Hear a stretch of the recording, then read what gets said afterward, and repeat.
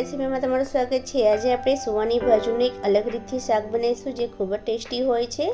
શિયાળામાં સુવાની ભાજી ખૂબ આસાનીથી મળતી હોય તો ચાલો બનાવીએ સુવાની ભાજીનું શાક। સુવાની ભાજી 500 ગ્રામ લઈને આવી રીતે સમારી લેવાની છે। રીંગણ લેવાના છે 250, આવી રીતે સમારી લઈને લીલા 2 મરચાં સમારી લઈશું। 100 ગ્રામ દાણા બાફેલા લઈ લઈએ।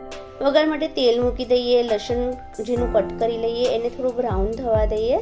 આ રીતે બ્રાઉન થઈ જાય એટલે એમાં આપણે રીંગણ જે સમારેલા છે લઈ લઈશું। રીંગણ થઈ જાય એટલે દાણા બાફી દીધા છે 100 ગ્રામ, એને લઈ લઈએ। પહેલાં થોડા અચકટરા બાફી દેવાના છે તો ચડતા વાર નથી લાગતી। આવી રીતે મિક્સ કરીને એમાં મસાલો કરીએ। હળદર 1 ચમચી લઈ લઈએ, 1 ચમચી ધાણા જીરું પાવડર લઈ લઈએ, 1 ચમચી લાલ મરચું, તમારા ટેસ્ટ પ્રમાણે તીખું જે કરવું એ કરી શકો છો। મીઠું ટેસ્ટ પ્રમાણે લઈ લઈશું। આ રીતે સરસ મિક્સ કરી લઈએ। એક સરખું મિક્સ કરી લઈએ। મિક્સ થઈ જાય એટલે આપણે અંદર સુવાની ભાજી એડ કરીશું। તો સુવાની ભાજી એડ કરી લઈએ।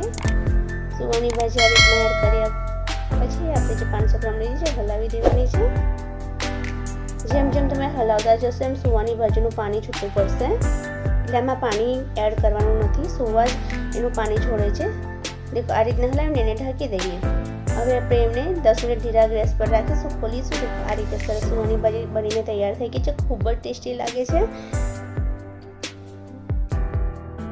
સુવાની ભાજી બનીને તૈયાર થઈ ગઈ છે, હવે એને સર્વ કરી લઈએ। સુવાની ભાજી મેં અહીંયા સર્વ કરું છું। દેખો આની સાથે સરસ બાજરીનો ગરમ ગરમ રોટલો મળી જાય તો મજા આવી જાય। તો ફ્રેન્ડ્સ તમે પણ આ રેસીપી જરૂર ટ્રાય કરજો। Thanks for watching.